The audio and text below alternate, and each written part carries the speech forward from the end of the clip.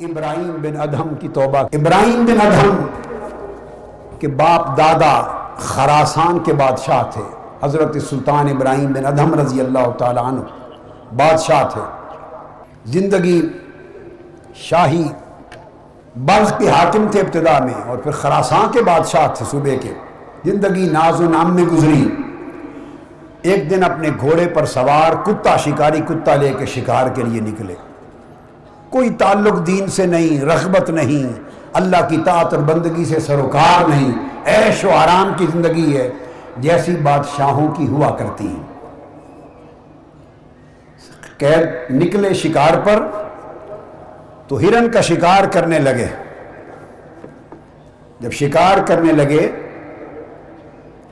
تو ہرن کے جب قریب پہنچے تو اس ہرن نے آواز دی، ایک ہرن نے آواز دی اور کہا کہ تعاقب کرتے ہوئے اللہ رب العزت نے اس کو زبان دی، اور اس کو امام مقدسی نے بھی روایت کیا کتاب التوابین میں، اور تہذیب التہذیب میں امام اسقلانی نے روایت کیا، امام ابن حبان نے روایت کیا، اور حضور داتا گنج بخش علی حجویری نے کشف المحجوب میں بھی روایت کیا، دیگر کتب میں بھی۔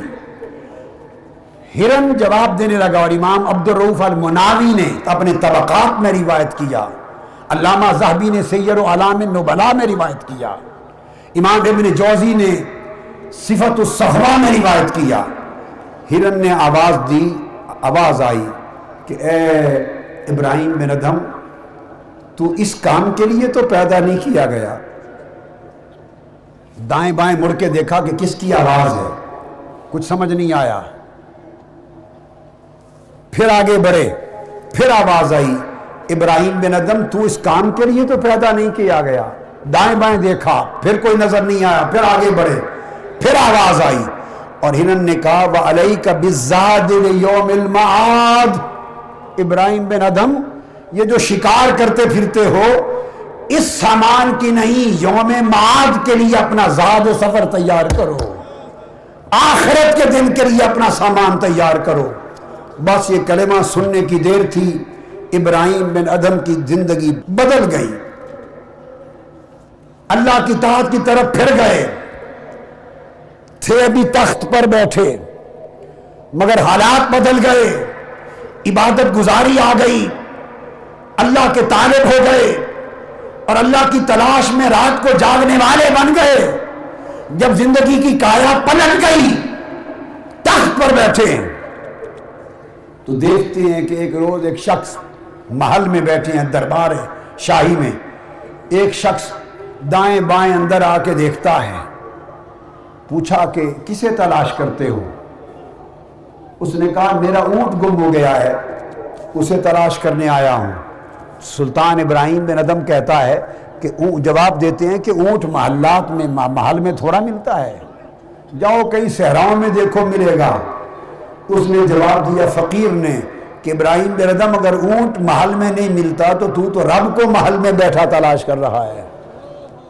بس تخت کو چھوڑا، محل کو چھوڑا، ایک گدڑی پہن لی، فقیروں والا جبہ، گدڑی پہن لی، اور صحرا در صحرا پھر دنیا کے سفر کیے، مکہ معظمہ پہنچے، کعبۃ اللہ کی مجاورت کی، حضرت سفیان ثوری کی صحبت میں گئے، فضیل ابن ایاز کی صحبت میں رہے، فقیروں سے اللہ کی معرفت لی، اللہ کا عشق لیا، اور پھر دیوانہ وار صحرا در صحرا گھومتے گھومتے بالآخر ٹھکانہ شام میں سمندر کے کنارے جا کے کیا۔ اب اس کنارے پر پہنچے تو وہاں کے بادشاہ کو خبر ملی کہ بلخ کا بادشاہ فقیر بن کے سمندر کے کنارے بیٹھا گدڑی سی رہا ہے۔ وہ سمجھانے کے لیے آیا، اور سمجھانے کے لیے آگے کہنے لگا کہ ابراہیم بن ادھم مجھے اطلاع ملی ہے کہ تو بلخ کا بادشاہ ہے۔ اس نے کہا تھا، تو شاہی چھوڑ کر یہاں گدڑیاں سیتا پھرتا ہے، فقیری میں کیا لے رہا ہے؟ اس نے کہا ہاں وہ ایک شاہی تھی، اب ایک اور شاہی میں ہوں۔ اس نے کہا اب کیا شاہی ہے؟ آپ کے ہاتھ میں سوئی تھی جس سے گدڑی سی رہے تھے، وہ سوئی سمندر میں پھینک دی، اس بادشاہ کے سامنے سمندر میں پھینکی اور کہنے لگے مچھلیوں میری سوئی تلاش کر کے لاؤ. وہ کہنے لگا مچھلیاں سوئی لاتی ہیں؟ یہ کہنے کی دیر تھی 1000 مچھلیاں ہر ایک کے منہ میں سونے کی سوئی لے کر سطح آب پر باہر آ گئی. کہنے لگے ہاں وہ بادشاہی چند نفوس پر تھی، یہ بادشاہی رب نے بحر و بر میں عطا کر دی ہے.